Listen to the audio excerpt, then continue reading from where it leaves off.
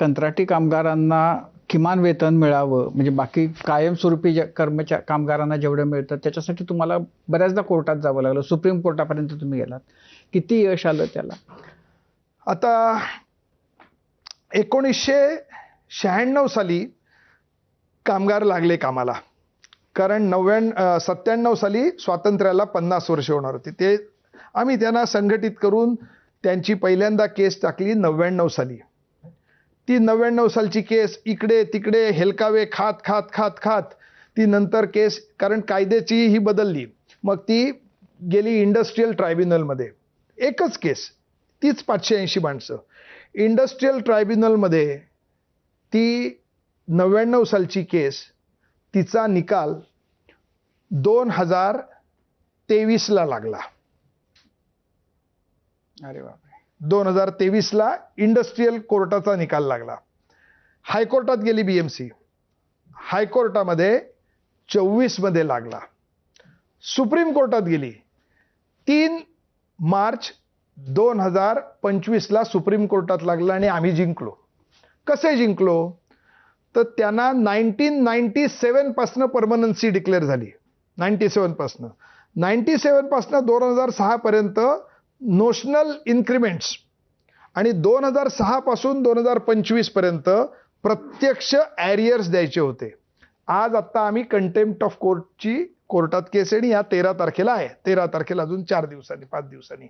काय आहे तर गेल्या 1 वर्ष 2 महिने ह्या काळामध्ये कॅल्क्युलेशन सुद्धा झालेलं नाही. वाटप तर सोडून द्या, आता कंटेम्प्टची केस गेली म्हटल्यानंतर धडधड धडधड धडधड प्रत्येकाला 3 लाख रुपये दिलेत. आता बँकेत टाकून दिले 3 लाख, म्हणजे तिथे दाखवा आम्ही कोर्टाचा मान करतो, सन्मान करतो कोर्टाचा, ऑनरेबल ऑनरेबल ऑनरेबल. हे 3 लाख रुपये दिले.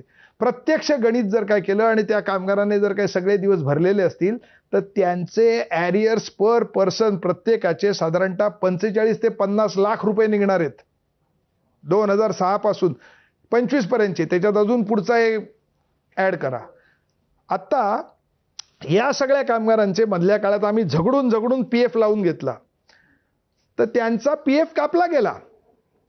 भरला कुठे गेला आम्हाला माहीत नाही. PF कमिशनरने म्युनिसिपल कॉर्पोरेशनवरती 225 का 227 कोटीची नोटीस लावली आहे की या कामगारांचे, म्हणजे BMCच्या तिजोरीतनं 12% मालकाचा शेअर गेला, कामगारांच्या पगारातनं 12% त्यांचा गेला. हे जे असे 24% 24.5% गेले ते कुठल्या खात्यात टाकले? अनेकदा असं होतं की काम मी करतो आणि पैसे खात्यात दुसऱ्याच्या टाकले जातात. तर 225 कोटी म्हणजे आम्ही सांगतो ना, प्रत्येक आता PF भांडून घेतला ना, आता पुढचं भांडण, ते PFचे पैसे गेले कुठे? म्हणजे ते कुठला सिनेमा तो तुम्हाला आठवेल, मारुती कांबळेच्या खुनाचं काय झालं, सामना ना, सामना सिनेमा. हा, तर आम्हाला मारुती कांबळेच्या खुनाचं काय झालं रोज विचारायचं. मारुती कांबळेच्या खुनाचं काय झालं, PF कुठे? हा आला. मारुती कांबळेच्या खुनाचं काय झालं, PFचे पैसे गेले. हा, आता शोधतो आम्ही. ह्या पद्धतीने. तुम्ही हे सगळे मुद्दे सांगितलेत. हा वेतनाचा किंवा त्यांच्या शिक्षित असण्याचा प्रश्न होता, पण याच्यापेक्षाही गंभीर, जर त्यांना वेतन मिळालं, जे काही नियमित वेतन आहे 27,000 समजू, तर त्या वेतनातही सगळ्यात मोठा प्रश्न हा त्यांच्या आरोग्याचा आहे.